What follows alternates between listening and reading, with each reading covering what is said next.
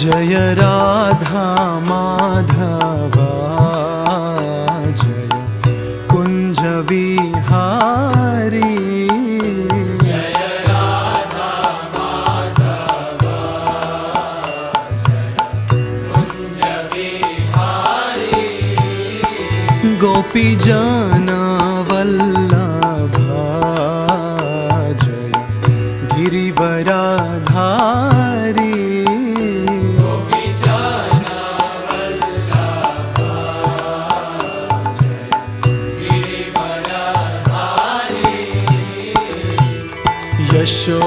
Yashodanandan Vraj Jan Ranjan. Yashodanandan Vraj Jan Ranjan. Yashodanandan Vraj Jan Ranjan. Yamuna तीरवनचारी Jai Kunj Vihari. Yamuna तीरवनचारी Jai Kunj Vihari. Jai Radha Madhava Jai Kunj Vihari.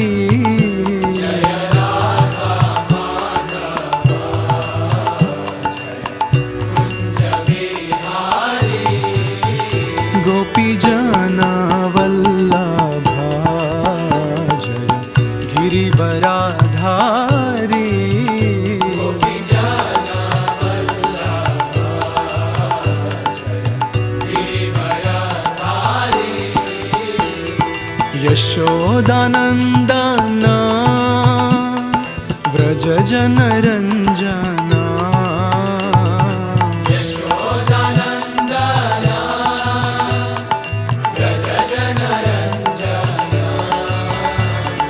Yashodanandan Vraj Jan Ranjan. Yashodanandan Vraj Jan Ranjan. Yamuna तीरवनचारी Jai Kunj Vihari. Yamuna तीरवनचारी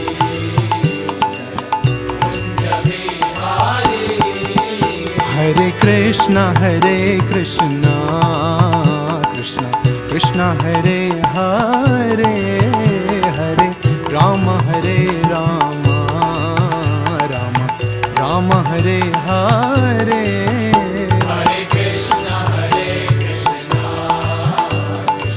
Krishna Hare Hare Hare Ram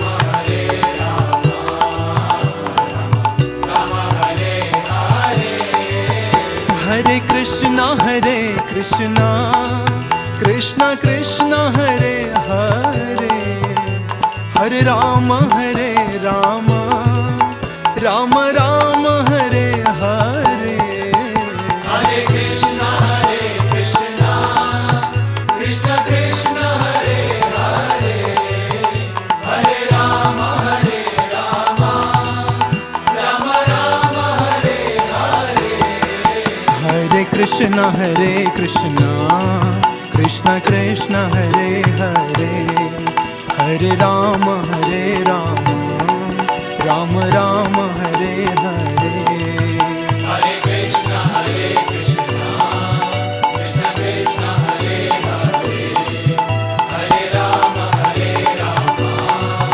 Ram Ram Hare Hare.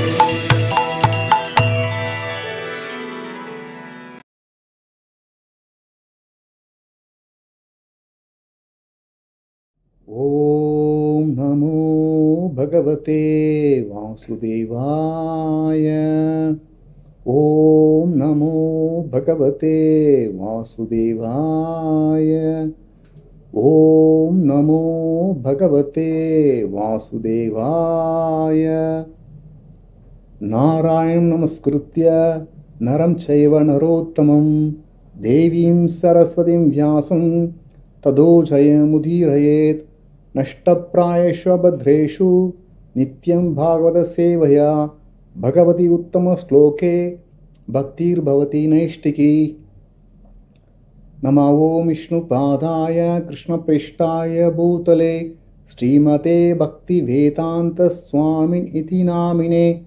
Namaste Saraswati Deve Gauravani Pracharine Nirvishesha Shunyavadi Paschatya Deshadharine Jayasti Krishna Chaitanya Prabhu Nityananda Sri Advaita Gadadhara Sri Vasadi Gaurabhakta Vrinda. Hare Krishna Krishna Krishna Hare Hare Hare Rama Rama Rama Hare Hare. Hare Krishna. Welcome to all devotees. Today we are going to discuss the first chapter of the first canto of Srimad Bhagavatam, titled Questions of Sages of Naimisharanya. This Bhagavatam has got 18,000 verses. The first 3 verses are very, very important verses. Let's see what Vyasadeva says in the first 3 verses. The first verse, Vyasadeva offers prayer to Krishna. Om Namo Bhagavate Vasudevaya Janmadhyasya Yato Anvayat Itarascharteshu Abhinyasvarat Tene Brahma Hruda Ya Adikavaye Muyyanti Yatsuraya Tejo Vari Mrutam Yata Vinimayo Yatrati Sargo Mrisha Dhamna Svena Sada Nerasta Kohakam Satyam Param Dhimayi. This is the first verse of the first chapter of Srimad Bhagavatam. Vyasadeva offered wonderful prayer to Lord Krishna. O my Lord Krishna, son of Vasudeva, I meditate upon you. You are the supreme absolute truth. Janmadhyasya Yataha. Krishna is the source of the creation, maintenance and destruction of the entire cosmic world. Abhignasvarat. Abhigna means is fully conscious, both directly and indirectly, of the entire cosmic activities. Swarat is completely independent. There is no cause beyond Krishna. Krishna is the ultimate cause. Tene Brahma Hruda Ya Adikavaye Muyyanti Yatsuraya. It is Lord Krishna who imparted the knowledge unto the heart of Lord Brahma, who is the Adikavi, the first living entity, first learned Brahmana. Then Muyyanti Yatsuraya. By Lord, Suraya means the demigods and sages. Even they are put into illusion. And it is because of Krishna, the entire cosmic manifestation appears factual, although it's unreal. Krishna is eternally existing in his transcendental world, which is free from the illusory representation of the material world. I meditate upon Krishna, who is Satyam Param, is the supreme absolute truth. This is the first verse of first chapter of Srimad Bhagavatam. In the last session, we discussed about Vedanta Sutra. Vedanta Sutra means the summary of all Vedic knowledge in code words. It has got a 555 aphorism. The second aphorism of Vedanta Sutra is Janmadhyasya Yataha, 4 words. It contains volumes of knowledge. It's packed with full of knowledge. In fact, this one aphorism is the entire Bhagavatam. Just imagine. It is Krishna who is the ultimate source of creation, maintenance, destruction.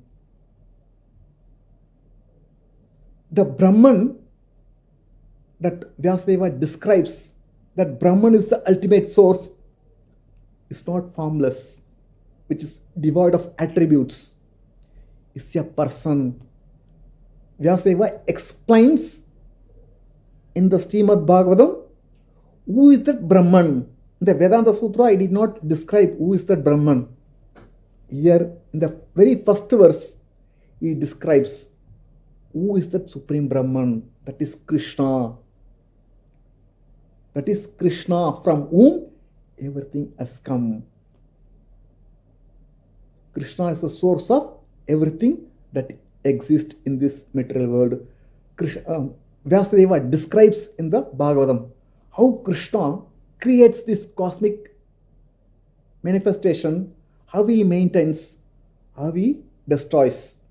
All the details are described in the Bhagavatam. Therefore, it is a natural commentary on the Vedanta Sutras. This Bhagavatam is nothing but the natural commentary on the Vedanta Sutras. In the first verse, Vyasadeva described about the characteristics of the Absolute Truth. There are 7 characteristics that already we have discussed. The first, once again I will tell, the first characteristics of the Absolute Truth is a source of, Krishna is a source of creation, maintenance and destruction. Second, is fully conscious of everything.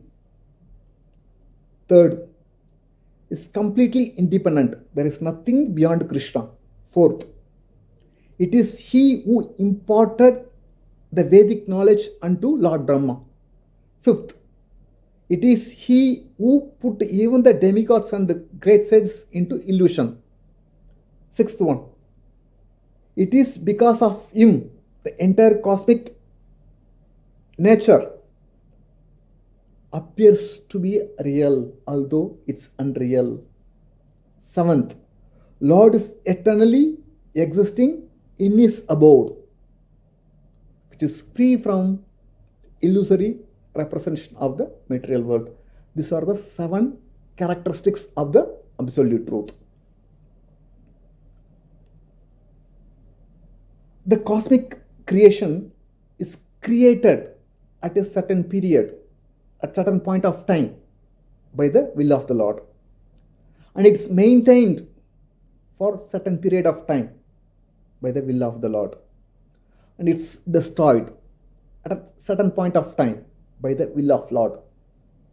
So the will of the Lord is behind the cosmic activities. All the material elements and the spiritual sparks, that is souls, emanates from the Supreme Lord Krishna, who is the source of everything. In this world, whatever exists is nothing but the interaction of both material energy and the spiritual energy. Just like we have a mobile phone, it's made of matter, it's made of material element. But who created the design, who planned, executed? Person, a spirit soul. So the mobile is the interaction of the material element and the spirit soul. Similarly, even the building, it's made of matter. But behind this, a person who planned, who constructed, spirit soul. The entire cosmic world is nothing but the combination of material energy and spiritual energy. Both have come from Krishna. Therefore, he is the ultimate source. Second, in this verse, there are 2 important words are given. That is called Abhijna and Swarat. These 2 words distinguish clearly the Lord from the living entities. No living entities can claim that I am fully conscious of everything exists in this material world. I am not conscious of even in this room how many lights are there, how many ants are there, then how can be conscious of everything existing in this material world? That cannot be some imperson. A person only can be conscious. Person only can be conscious. And no one can say that I am completely independent. Everyone depends upon many factors. For example, a chief engineer of a big construction, he knows every nook and corner of the building, who has made a design given to subordinates to execute, to build. Although personally he does not build, nevertheless he knows every nook and corner of the project of the building. Similarly, Krishna, who is the chief designer of this entire cosmic manifestation, he does not do everything by his own. All the activities are carried out by the demigods, his representatives. But he knows everything, every nook and corner of the entire creation. Therefore, is called Abhijna, Swarat. Only Lord Krishna is completely independent. We all depend upon varieties of factors. Sometimes we may say, I am completely independent. We may say, but no one is independent in this world. For example, somebody fall ill. He'll have to see a doctor. He wants to go to hospital. And he has to depend upon the transport. Just to book a cab or a taxi or some auto or public transport. Somehow he has to depend upon the driver. The driver comes and gets inside and start going. On the way, all of a sudden, there is no fuel.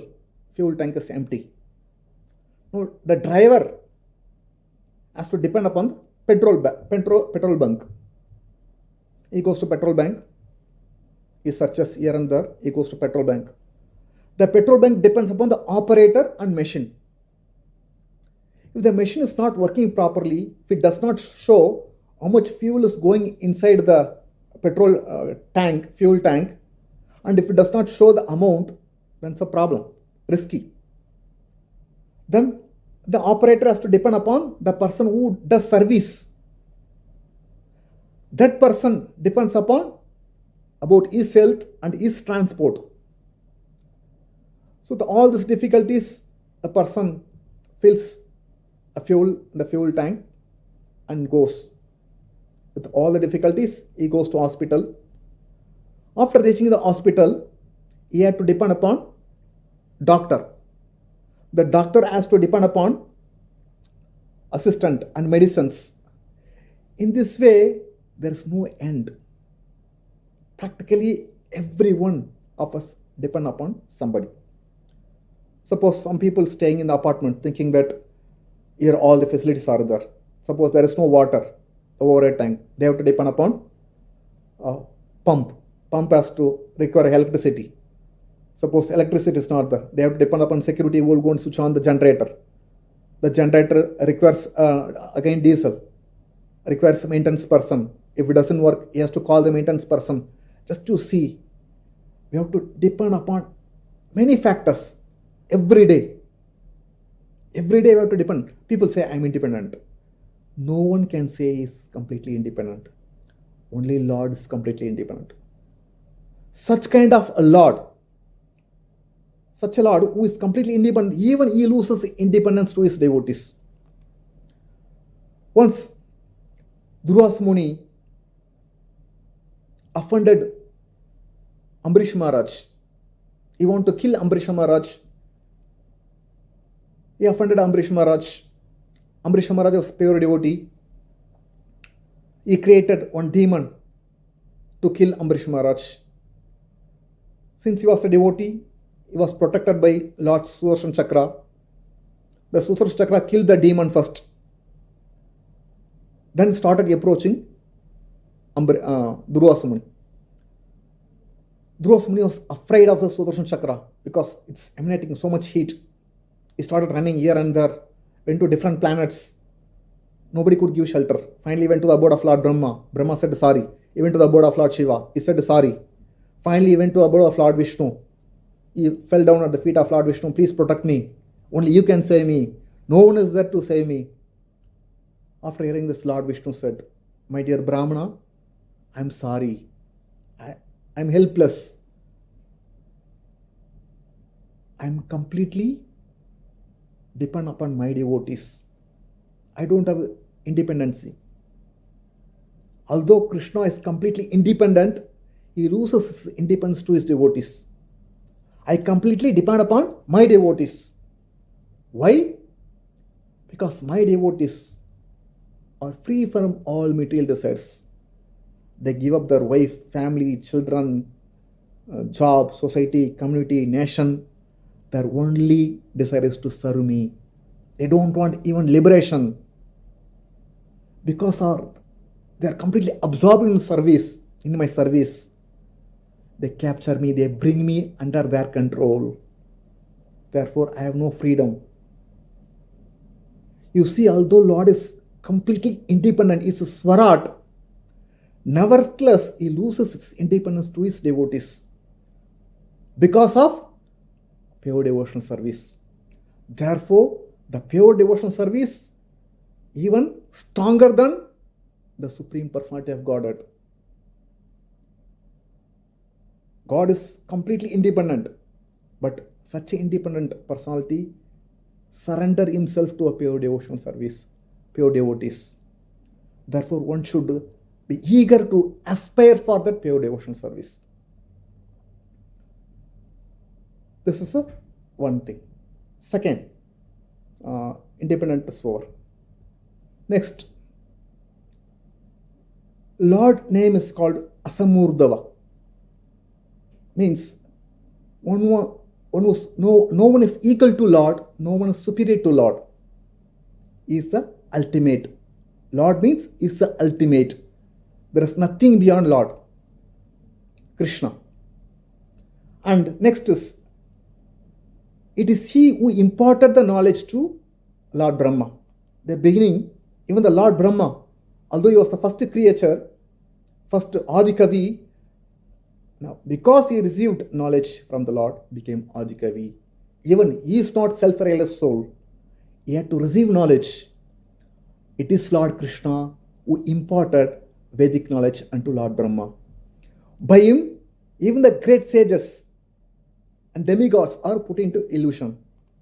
Krishna says in Bhagavad Gita, Name vidu suragana prabhavana marishya hamadri devana marishnamcha sarvasha.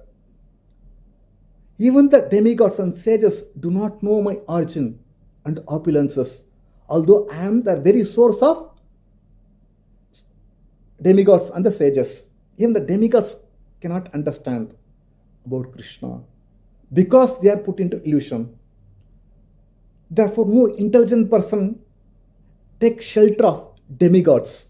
Why? Because already they are in illusion.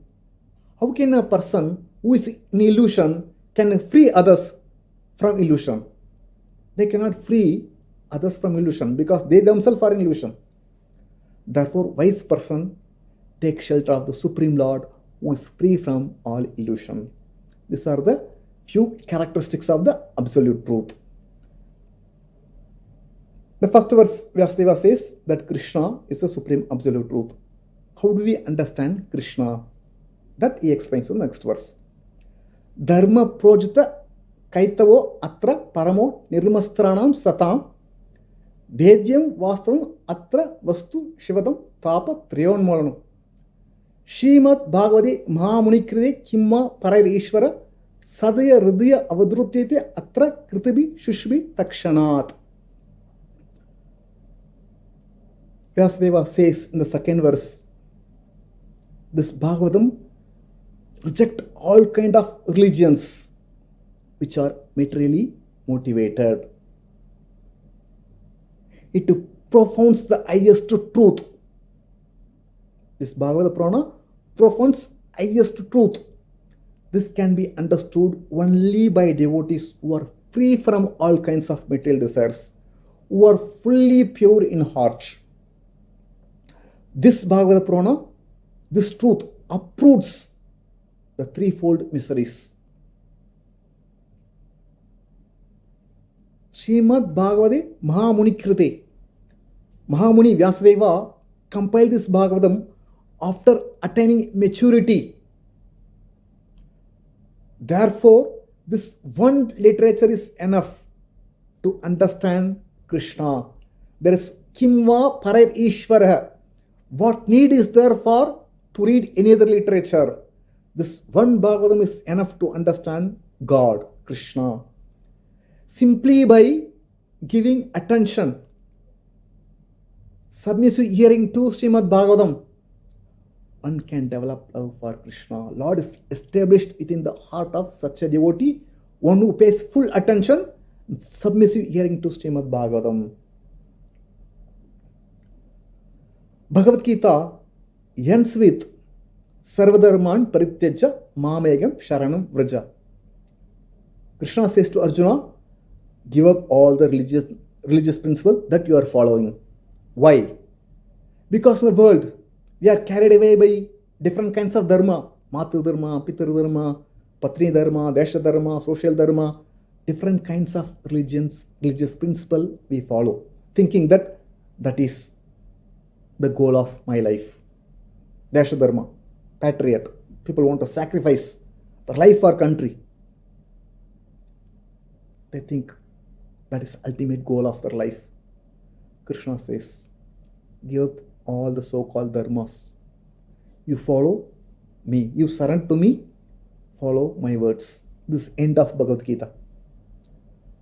This Bhagavatam begins with Dharma Projata Kaitavo Atra Paramo Nirmastranam Satam. This Bhagavata Purana rejects all the cheating religion which are materially motivated. It profounds the highest truth. What is the highest truth? Develop love of God. If one develops love of God by following his so-called religion, then he is following the religious principle properly. That is a test. If one does not develop love of God by following the so-called religious principle, it's simply waste of time. Simply waste of time. Therefore, one should not unnecessarily get attached to the so-called religious principle. One should follow the Bhagavad Dharma, the highest Dharma, which teaches the love of Godhead. Though Vyasadeva compiled many Vedic literature, he recommends the study of Srimad Bhagavatam. Why? Because this Bhagavatam is superior to all other Vedic literature. The reason? All the Vedic literature deals with the Dharma, Artha, Moksha, Kama. Whereas this Bhagavatam emphasizes the supreme absolute truth is Krishna, who is the source of everything. Who is the source of everything. Developing love for him is the ultimate goal of human life. This Bhagavata Purana teaches how to develop love of God, which is the ultimate goal of human life. Therefore, simply by paying attention and submissive hearing to the Srimad Bhagavatam, one can develop love for Krishna. So Krishna can be understood through Bhagavatam. The next verse, Vyasadeva explains how can we understand this Bhagavatam. Negama kalpa taror kalitam phalam sukhamukat amrita drava samyutam pibada Bhagavatam rasam alayam muhur aho rasika bhuvi bhavukaha. Vyasadeva says, O thoughtful man, relish this Bhagavatam, which is the ripened fruit of the desert tree of all Vedic literatures. Because it has emanated from the mouth of Shukadeva Goswami, the fruit has become even more tastier. Although it's nectar, this Bhagavatam is nectar, which is meant for everyone can enjoy, including the liberated souls. Vyasadeva has given three fundamental truths in the first three verses. In the very first verse, it explained that Krishna is the supreme absolute truth, who is the source of everything that exists, is a person. Number one, first truth. Second truth, how do we understand that supreme absolute truth? That is, Krishna can be understood through Srimad Bhagavatam. That he established the fact in the second verse. Krishna can be understood through only Bhagavatam. The third verse, finally, he established the final truth. How do we understand this Bhagavatam? The Bhagavatam can be understood only by hearing from a pure devotee like Shukadeva Goswami or his bona fide representative.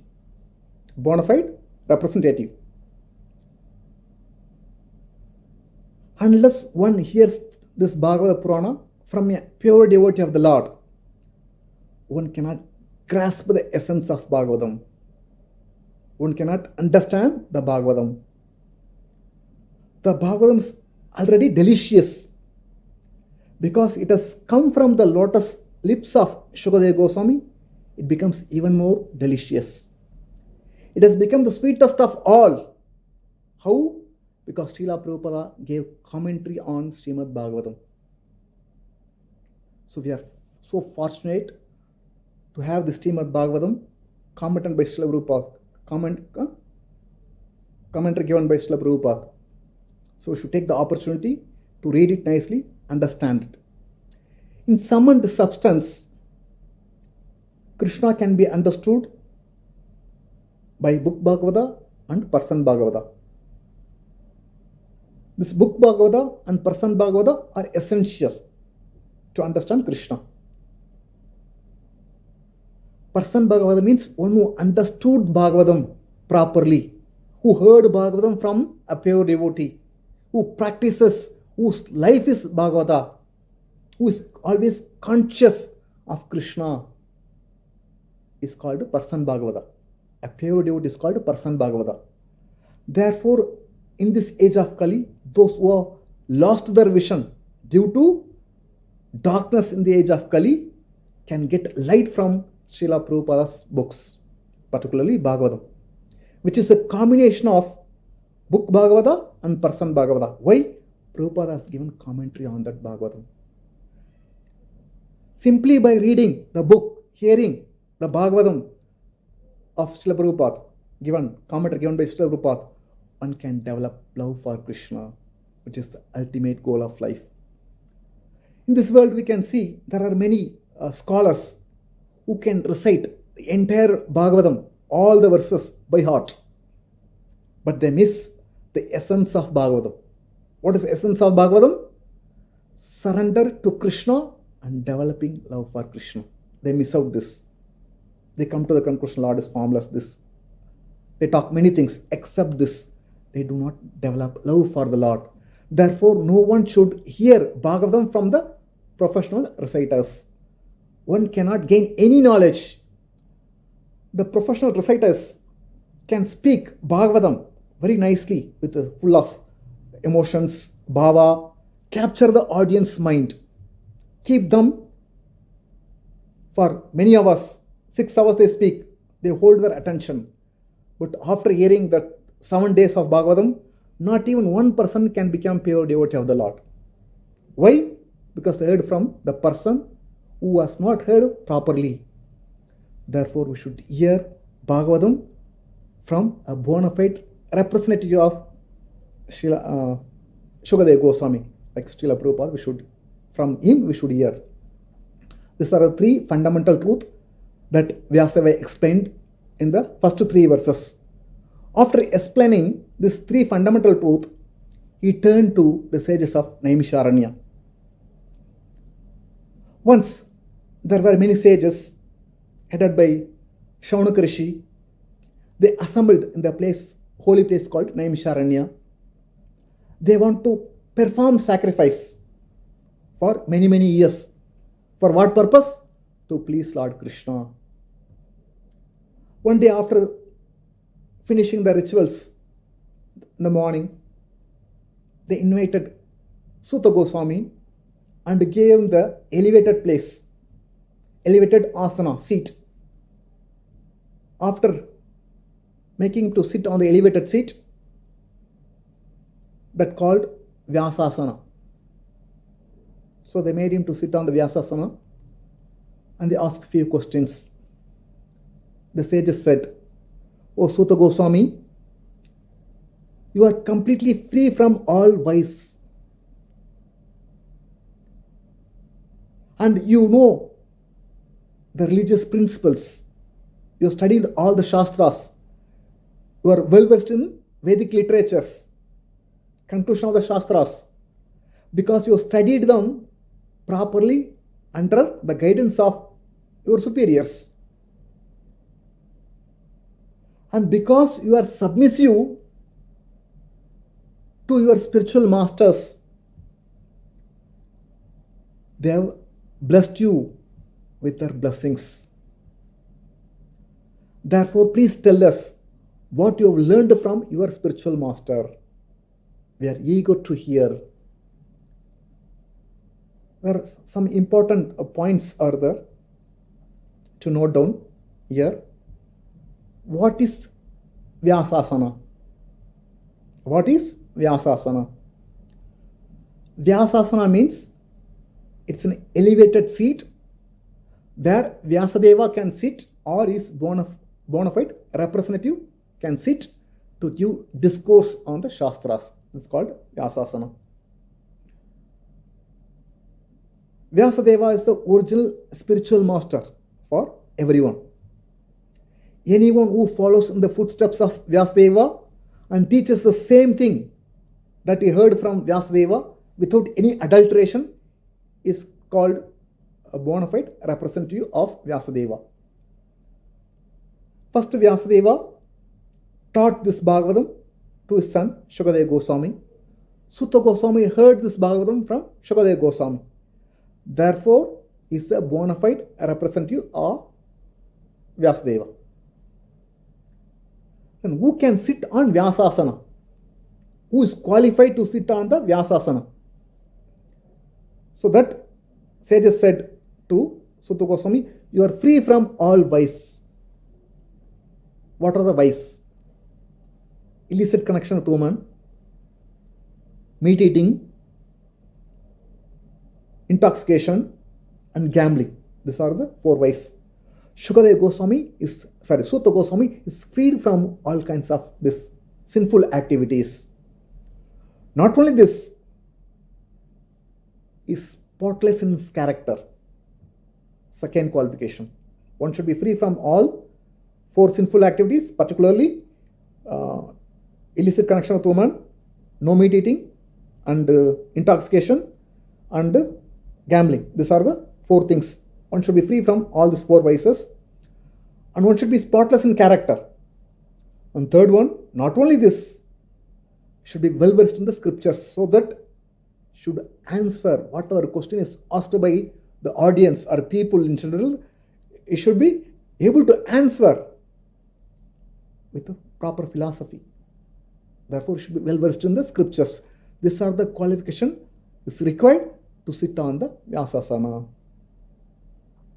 And one more important point that we should note here, what sages of Naimisharanya addressed Suta Goswami, he was very submissive. When one is polite and very submissive to his spiritual master, the spiritual master is pleased with the submissive attitude of a disciple. and he bestows his blessings upon the disciple. And the disciple become very strong spiritually. The secret of success in spiritual life lies in satisfying the spiritual master and getting his sincere blessing. This is the secret of success in spiritual life. How to satisfy Guru and get his blessings. Suta Goswami satisfied his gurus like Vyasadeva and Shukadeva Goswami and got his blessings. Therefore, the sages of Naimisharanya want to hear from Suta Goswami. Who is Suta Goswami? He was son of Romarshana Suta. Who is Romarshana Suta? He was a disciple of Vyasadeva. Once Lord Balaram went on a pilgrimage to the place called Naimisharanya. There many sages assembled to perform sacrifice. And they all sages elected Romarshana Suta as the speaker of the Puranas. When Lord Balarama entered the assembly, all the people, sages, Brahmanas, the priest, they knew the position of Lord Balaram. Therefore, immediately all of them stood up in order to show respect to Lord Balaram. Then after that they gave him the place to sit. Lord Balarama sat comfortably. And he saw the Romarshana Suta. He was still sitting on the Vyasasana. He did not get up from his seat not to show respect to Lord Balaram. Then Lord Balarama addressed in the assembly. This Romarshana Suta, although he was born in a degraded family, because he was born of a Kshatriya father and Brahmana mother. Such kind of marriage is called Pratiloma. That is not approved in the Shastras. Romarshana Suta's father was a Kshatriya and his mother was a Brahmana. Therefore, he did not belong to Brahmana. He was not a Brahmana. Who? Romarshana Suta was not a Brahmana. Nevertheless, he was sitting on the elevated seat. Although there were many sages who were Brahmanas qualified, they are sitting the lower position. Because Romarshana Suta thought, Balarama is a Kshatriya, whereas I am an elevated person. Why should I get up to show respect to a Kshatriya? But he has to understand that he himself was not a Brahmana, first of all. And although there were many qualified Brahmanas are there, nevertheless he accepted the Vyasasana. Moreover, he was not submissive in the presence of the Supreme Personality of Godhead, Lord Balaram. After seeing that wrong attitude of Romarshana Suta, Balarama thought that he want to punish this person. Should be liable to be punished at death punishment. He should be liable to be awarded death punishment. Although he was a son of, although he has got the good qualification of being a disciple of Vyasadeva, although he is well versed in the Shastras, nevertheless he did not know how to respect the Supreme Personality of Godhead. I have appeared in this world to finish all this kind of people who are internally impure, and externally they post themselves as a great learned person, very religious person. Therefore, my killing is very proper. My killing of such kind of person is very proper, appropriate. Then Balarama, after thinking, he took simply the blade of grass and killed Romarshana Suta. Why? Because my killing will prevent such kind of people to commit sinful activity further. Otherwise, these people will commit more sinful activities. If I stop them, it will save them from committing further sinful activities. Considering this fact, Lord Balarama killed Romarshan Sutta. Then all the sages were sitting, they started screaming, "Oh Lord, what you have done? Your actions not in line with the scripture." We know, all of them know, all the sages know that Lord Balarama is Supreme Personality of Godhead. Oh Lord, we have selected Romarshan Sutta, and it is we who made him to sit on the Vyasasana, to speak on the Puranas.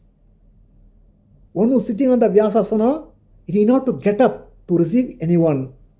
You do not know the fact. Without knowing the fact, you have killed him. It is equal to killing the Brahmana. Therefore, we respectfully advise you to atone for killing Romarshan Sutta. Although Lord does not require to go any atonement, nevertheless, sages are gently, politely asking, why? Because you have to show mercy upon the common people.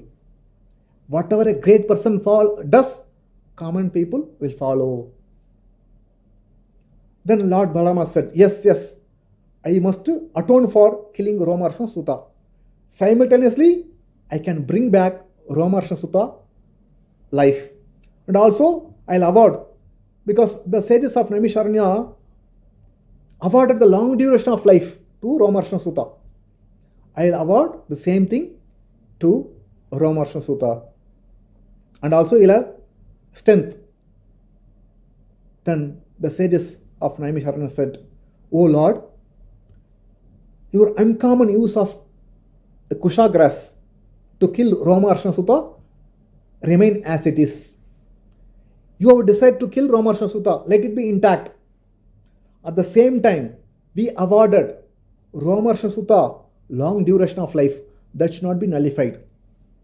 What you have done also should be kept intact. What we have offered the benediction to Romarshan Sutta, that also be kept intact. Now you do something." Then Lord Balarama gave wonderful answer, befitting to his position, and said, "The son of a father is a son is the representative of father. Therefore, Ugrashava Shuta, son of Romarshana Sutta, can be elevated to the post, and he can continue to discourse on Puranas. Whatever benediction that you have given to Romarshana Sutta, that is to live for long time, long duration of life, that can be transferred to Sutta, Ugrashava Sutta." After giving this, Balarama went to visit many holy places.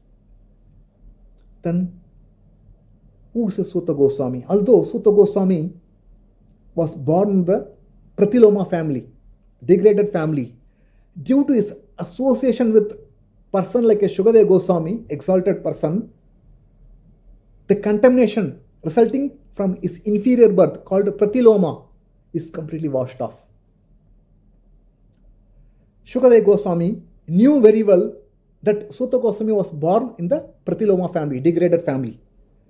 Nevertheless, he did not reject Sutta Goswami. "No, you can't come to me. I will not teach you Bhagavatam." He did not refuse to teach. Nor the sages of Naimisharanya refused to hear from Sutta Goswami because he is not a Brahmana. He said, born in a degraded family. No, they did not reject. They did not refuse to hear from Sutta Goswami. Therefore, Lord Chaitanya said, whether one is a Brahmana, or Kshatriya, or Vaishya, or Shudra, or Brahmachari, or Vanaprastha, or Grastha, or Sannyas, it doesn't matter. If one is conversant in the science of Krishna, if one knows the science of Krishna, he can be accepted as a spiritual master. He can occupy the post of Acharya. The sages of Naimisharanya knew Sutta Goswami is an exalted person. Therefore, they accepted Sutta Goswami as their spiritual master and asked 6 questions. This 6th question is the basis of the entire Bhagavatam. The first question: "O Sutta Goswami, please explain to us in an easily understandable way what you have ascertained to be the absolute and ultimate for the good of humanity.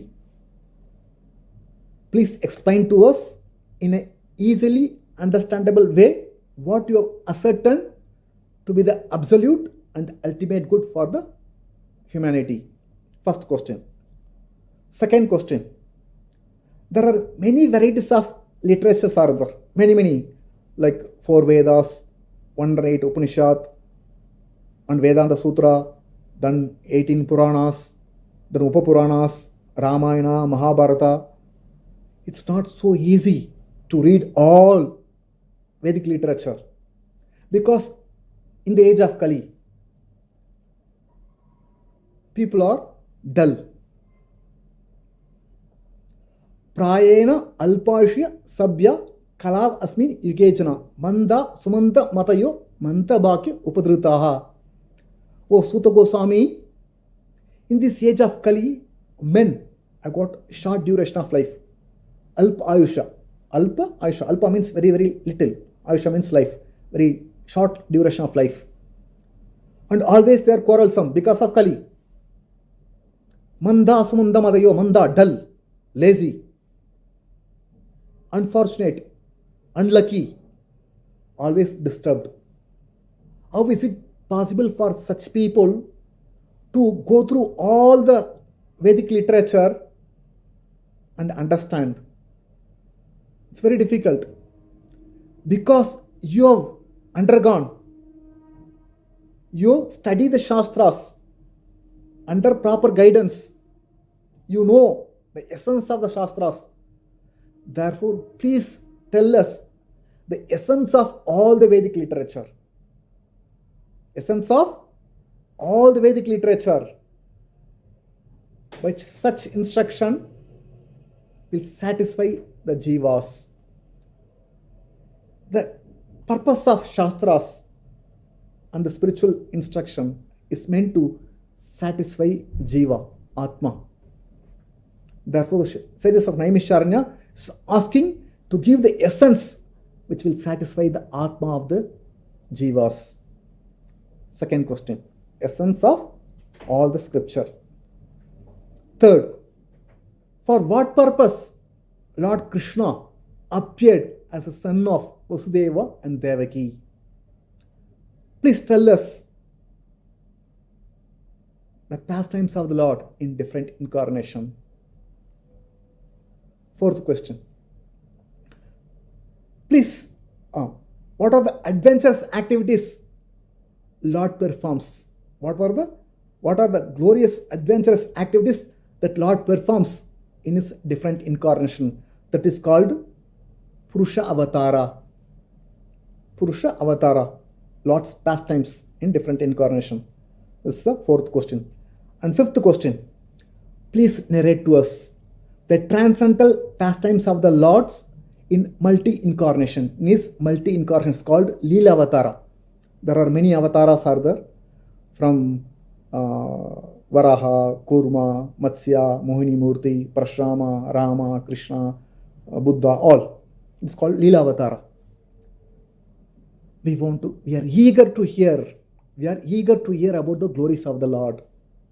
We are not tired of hearing about the glories of the Lord. In fact, we relish the pastimes of the Lord at every moment. So very important point we have to note. What are the prerequisites for hearing about the glories of the Lord are explained here. The audience must be very sincere and should be very eager to hear. First condition. Audience should be sincere and very eager to hear about the glories of the Lord. Second, the audience should be free from all material desires. Because the pastimes of the Lord cannot be understood by those who are materially absorbed. Those who have got material desires, if they hear about the pastimes of the Lord, they can hear for maximum 1 hour. After that, they get bored. Immediately they turn to channel, watch different news. Why? They get bored, they're tired. Why? Because of they have got material desire. The person who has got material desire, he cannot release the pastimes of the Lord. You see the suggestion Naimisharanya, we want to eager. We want to hear more and more. We are not tired of hearing about the Lord. We release the pastimes of the Lord at every moment. And third one should hear from a pure devotee. One should hear from a person who is coming the disciplic succession, the line of disciplic succession. These are the three prerequisite conditions for hearing the glories of the Lord. Why we should hear about the glories of the Lord? That is explained in the Bhagavatam. Apanna samsritin Gauranga. 1 minute. Ennama vivasho grinan. Tadasadyo vimucheta yad bibeti swayambhayam. The living entities who are entangled in the complicated meshes of birth and death can be immediately freed even by unconsciously chanting the holy name of Lord Krishna, which is feared by even fear personified. Those who are entangled in this material world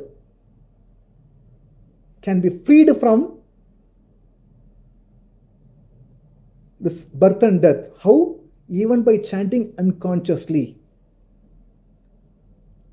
Chanting the holy name of Krishna unconsciously, because the holy name of Krishna is feared by fear personified. Lord Krishna has invested all his energy, power in his holy name. Therefore, his holy name is not different from Lord Krishna. Both are one and the same. No, Krishna is not there, but his holy name is there. Therefore, one should take the shelter of holy name. When one is in danger, one can take, of course, we should take shelter of holy name always, because every step there is a danger. Padam padam yad vipadam na tesham. Every step there is a danger. Therefore, one should always take shelter of the holy name. Simply by chanting the holy name of Lord Krishna, one can be saved from the greatest danger. The example can say Ajamila.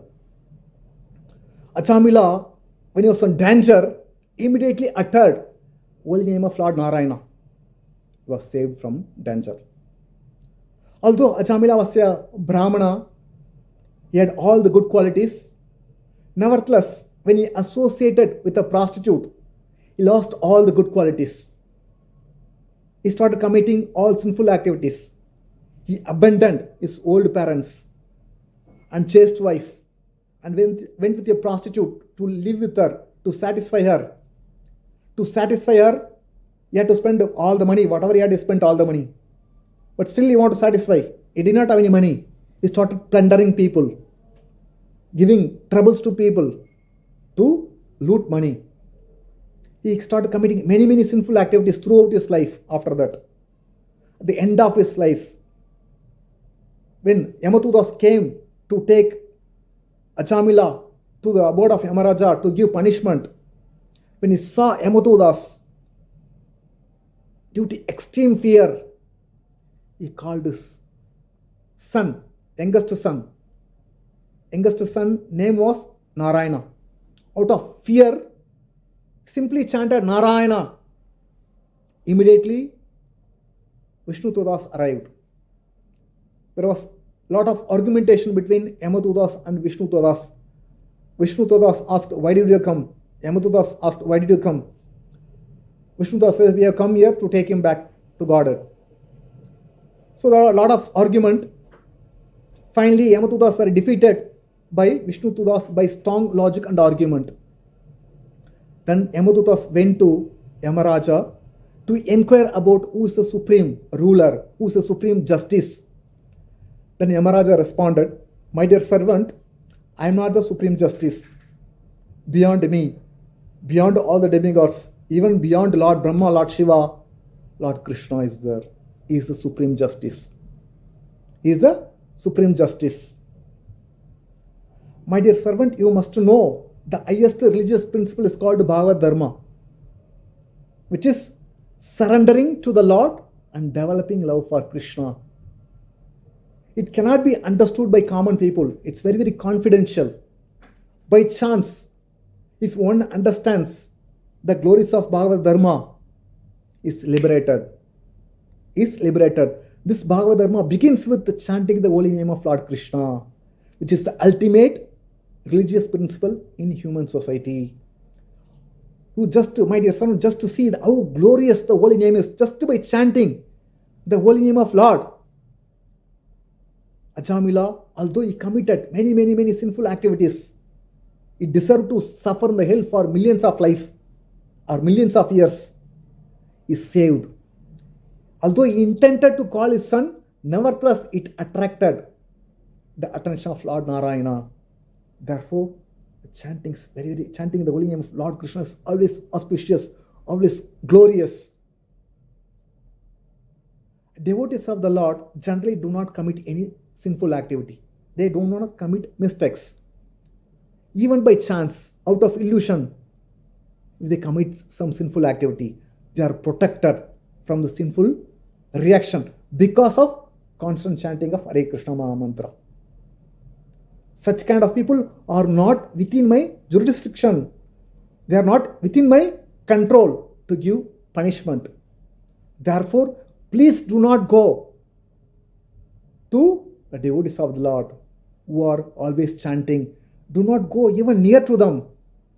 Stand far away, offer obeisance to devotees, and go away. Don't go near to them. Please bring those fools, those who do not chant the holy name of Lord even once, those who do not bow down to the deity of the Lord even once. Bring such kind of people to me for punishment. Don't go to devotees, because no one is there in this world to punish devotees, including Lord Brahma, Lord Shiva. They cannot punish devotees of Lord Krishna, because Krishna protects his devotees. Although Yamadutas and Yamaraja were fear personified, yet they are afraid of the holy name of Lord Krishna. Therefore, one should always observe in chanting and hearing the glories of the Lord. This was the reason the sages of Naimisharanya want to hear the glories of the Lord. Next, sixth question. O Suta Goswami, Lord Krishna is left for his abode. Already left for his abode. Whom did the religious principles have gone for shelter? Whom did the religious principles now gone for shelter? Please explain all these things to us.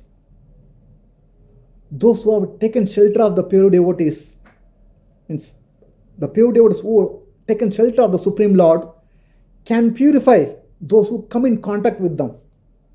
Whereas the water of the Ganges purifies one after prolonged use. Therefore, we have taken shelter of you. Sages from Naimisharanya saying to Sutta Goswami, we have taken shelter of you. Please purify us by speaking about the glories of the Lord. The pure devotee's position is very powerful, more powerful than the water of Ganges. Why? Because they can purify anyone simply by preaching once, or simply by seeing them once.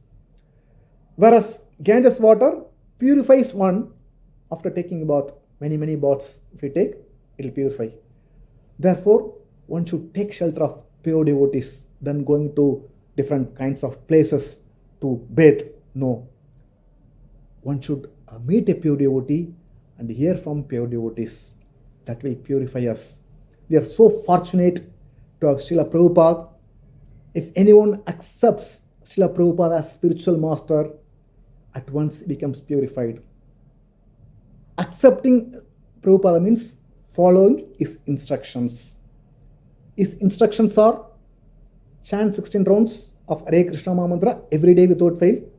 follow 4 regulatory principles, attend Mangalarati, read, hear Bhagavatam, and preach whatever you know. If you do this, that means we have taken shelter of Srila Prabhupada. Simply by taking shelter of Prabhupada, one becomes purified and becomes eligible to go back home, back to Godhead. So these are the 6 questions put forward by the sages from Naimisharanya that Sutta Goswami is going to explain, give the answer to all the 6 questions. In the second chapter, few questions, then third chapter, it goes like that. So these are the main fundamental questions.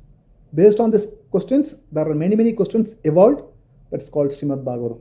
So we'll see in the next session how Sutta Goswami is going to explain, answer to